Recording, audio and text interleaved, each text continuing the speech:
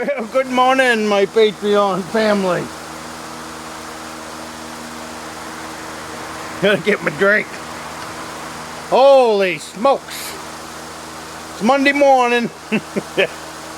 I didn't make this out yesterday so you guys could have it this morning at 6 o'clock. But later today, once it warms up just a little bit more, I'm going in the house.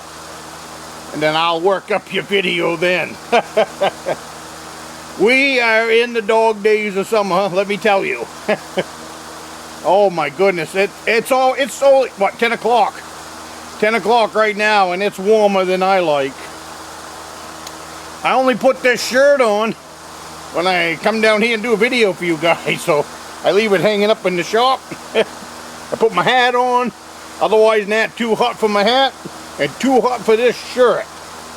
But I like to get dressed up for you guys.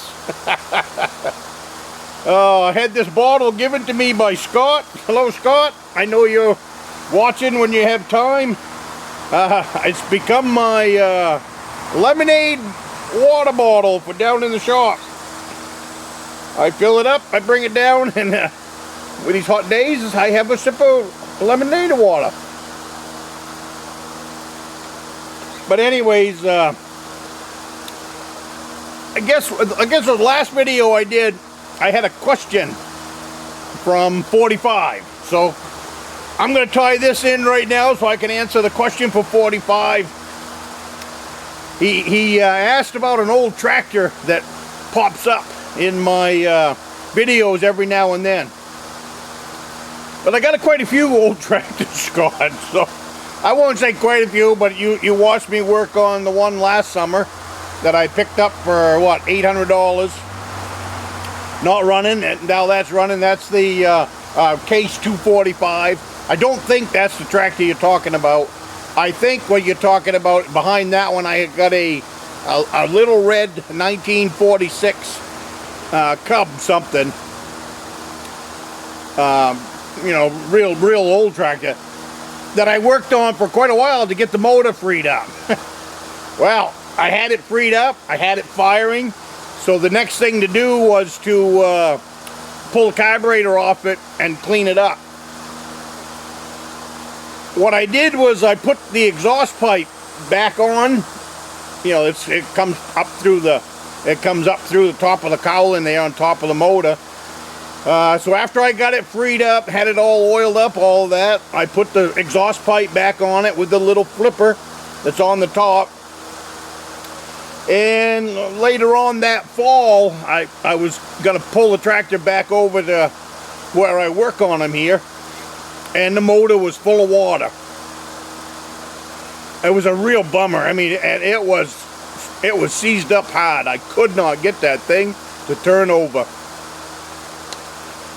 What had happened was the exhaust pipe, which I didn't realize at the time, the exhaust pipe leaked. Even though I had the flipper on the top, water would run down the stack, I guess, and then ran in the exhaust pipe because the motor was full of water. And as of right now, I pulled the head off it. It was so much rust in there in that short period of time. It was unbelievable. And I haven't been able to get it turned over since. So I think, well, I mean, that's been now a couple of years now. I completely removed the exhaust, and I put a little small container over the stubby exhaust pipe that sticks up now. So I know there's no water getting into it. And I have the head so I can put it on, pull it off, and spray it. So I've been spraying it and spraying it and spraying it. Not giving up on it yet. I'm just making sure that it's got a good soak to it. But otherwise than that, if it doesn't turn over, what's going to happen to it is it's going to become a lawn ornament here with my stone walls. I've never really played with the stone walls around here, but I've got a stone wall that goes this way on my property. Then it goes all the way down to the water, and then I've got halfway to the water. I've got well, it doesn't go to the water, but it goes halfway down the property, and then it comes back out to the road. So my intentions with this piece of machinery here is to clean up that stone wall, clean up everything that's between me and the stone wall other than the good healthy trees. And then I've got some big rocks over here that I've been saving for a fireplace. But it's going to take a piece of machinery like this to move it. Down in the corner of the stone wall, I intend on putting in a nice big fireplace down there. So if this tractor becomes lawn ornament, it's going to go up in this side of the property, tucked into the corner of the stone wall there. I'll put it in at a 45, and it'll become part of a lawn ornament here at well, you know, main base, I guess. But anyways, it's a bummer. I planned on getting that little tractor going and selling it or trading it or something like that for something a little better. But then the little better came along, which was that Case 245, and that's been it has more muscle than the six-wheeler. So rather than beat the snot out of the six-wheeler, I can use that little tractor and do a lot better. So I think that answers your question, 45, but what happened, I was gonna do this video sitting down in front of that tractor, but the sun is out, and like I said, it's already 80 plus degrees here, so I'm not doing much today. Yesterday I worked on, there's a heater on this tractor that helps it start in the morning in the cold winter. And the guy that I bought it off, he'd been starting it with starter fluid, and that's okay. But I mean, there is a exhaust heater on here. It doesn't have glow plugs like some diesels. It actually has an exhaust heater that heats the air up before it goes into the pistons for starting it. And he said that didn't work, and it didn't work because the wire was broke off. So one of the first things that I fixed when I was fixing wiring the first couple of days was that little foot piece of wiring. It goes from the heater, exhaust heater, to the it's actually not exhaust, manifold heater. It goes from the manifold heater to, not the battery, but the little solenoid there. So when you turn the key all the way right, it's a big coil in there. So I pulled that apart yesterday, just kind of not hard to do, not a whole lot of tools. But something that I did want to take apart and check on to see if it was working, see if it was something I could service and get back into working. So that's what I did, and it's a big piece. I didn't, like I said, these hot days, it's hard to combine videotaping and everything else of these projects. I know you guys want to see them, but man, when it's 80, 90 degrees, the thick Maine blood that I have does not like to do a whole lot. But anyways, I will take it in there, show you what it is. If you didn't know what you was looking at, you wouldn't know what it was.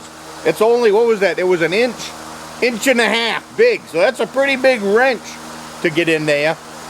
I got my big wrenches are down here. My big sockets are up at the Rustic log cabin for the John Deere. So I kind of need to combine the two. I need to get that batch of sockets home for working on this dozer. But anyways, I had an 1.5 inch wrench, and I had to put a torque bar on that wrench, but I was able to get that thing broke free and pulled out. And then I grounded it and turned the key all the way right, and that thing turned cherry orange, so that was working great. And what that's for is in the wintertime when it's I guess it's below 32 or something like that. But anyways, it preheats the air before the air gets to the cylinders, and that thing was working great. I started it just a few minutes ago with no starter fluid. And since I brought the tractor here, I've been starting it with starter fluid. And then after knowing that I'm going to call it a glow plug just because it's easier to say, but after the manifold heater, after I knew that was working, so this morning I tried it out. But you really shouldn't need any kind of heat in these kind of temperatures, so who knows, maybe it would have started without it or not, I don't know. All I did was I held the key on for, I don't know, 35 seconds, 40 seconds, The book says, I studied it all yesterday, so I got so much knowledge on that. I got the repair manual. I never get a piece of equipment without day one picking up the repair manual and the parts manual. It does cost a little bit of money, but your life is so much simpler and easier when it comes to working on any of this equipment if you have a repair manual and if you have the parts manual. Even chasing down parts. You know, nowadays we have the internet, and as long as I've got that number, chasing down parts is a whole lot easier when you have the original part number. So that's just what I do. I picked up the whole series. It's a book of what was it, three books of the manuals, and then operator's manual. And the operator's manual is worth its weight in gold, because it goes through fluids, it goes through maintenance and all that stuff. So and they kind of usually throw that in. So the operator's manual was thrown in, and the other 3 books, which is about 700 pages of information, that was what, $129, something like that. But it sits down in my shop on my office bench there, and so I sit there and I can find everything I need in there, which is important, because you know, when you don't do that for a trade, you don't know what you're looking at. So you find the right part, find the right piece in that book. That's how I rebuilt these cylinders. I studied the heck out of them with the repair manual before attempting to rebuild them and pull them apart. And then I came out here with the right tools, pulled them apart. I got, like I said in my other video, I've got one of them done. The parts for the big one over there will come in today, and that I still have one more cylinder to rebuild, but that one's not leaking too bad, so it won't hold me up. So I've been fixing the little stuff now, which is nice. It's a good feeling, because that's all that seems to be wrong with this tractor is little stuff, lack of maintenance. Like I said in the other video, this thing steers nice, it starts nice, it sounds great when it's moving. Everything from the undercarriage to the motor. So keep crossing our fingers and hope it just keeps being little stuff. But I do believe that this is going to be a nice little tractor to have around. So, and I'm looking forward to having all that extra muscle. You know, when we get older, we're not quite as strong as we was when we were 20 years old. So things are really starting to get heavy. But this thing will reach like 13 feet in the air or something like that. So that's going to be nice for moving stuff around here in the yard, loading stuff, unloading stuff, just anything I got going. But the main thing, once I get all that crap cleaned up, I got some big rocks to move to build this fireplace. I mean, they're big. They're probably, what I like about them is they're flat rocks. Probably six feet long and 2 feet tall, but flat area. And I've got 3 of them that we pushed aside back when we put in this driveway years ago. And they've just been sitting there waiting. I walk by them all the time, drive by them. And I wonder, it's been at least 25, 30 years. And I sit there and think, I wonder how I'm going to get them moved into my fireplace someday. Well, aha! Oh, goodness. What I'm doing is trying to wrap up.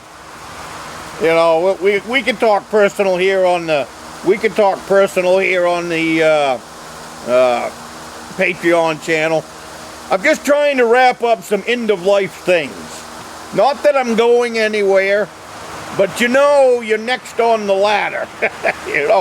you know, first you lose your great-grandparents, then you lose your grandparents, then you lose your parents, then that makes you next on the list.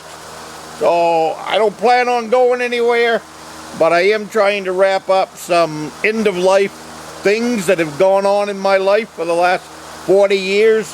The cabin has been one of those this year. We got the roof on it.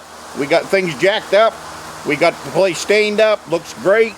So now I'm doing the same thing here, kind of. Nothing to the house, but I am taking care of 30 years of being a contractor here and turning this stone wall square into the yard that I always thought it could be, you know, for the last 40 years. I've lived here since 1982, so it's a really nice looking stone wall.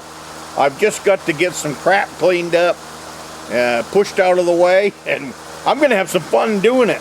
I'm looking forward to bringing the grandkids over. This thing, it has gears, you know, first, second, and then, but then you drive it like an automatic. There's a little lever, forward for forward and backwards for reverse. And full control of throttle on the foot or by hand. Just a lot of things. So my plan is to get them grandkids over here and let them take the bulldozer for a spin. Especially in first gear. First gear, low throttle, just enough to make it run. They can't get into trouble with that.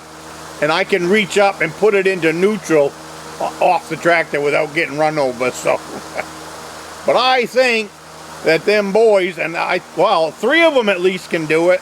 The youngest one, he'll have to wait until he gets a little bit bigger.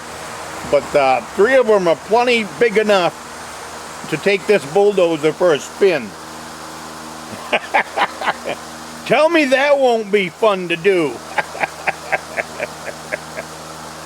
So we'll see. We'll even videotape that when I got the grandkids over here riding on the dozer. Lots of exciting things happening here. It's just been a crazy busy summer. I know that my videos have been a little spotty for the last month, but be patient. Fall will come back and things will slow down, and everything's going to come to a stop in November anyways. That's going to be deer season, so I'm busting my hump right now so that when deer season gets here, I am done. So anyways, hello to everyone. I hope you guys are having a great week. And 45, I hope that answers your question. I love getting questions from you guys, because if I got a question, I got a really good jumping off spot to make a video, and a really good reason to make the video. So, well, this isn't coffee, but have one last sip of whatever you're drinking. Enjoy your day, and I will see you next week.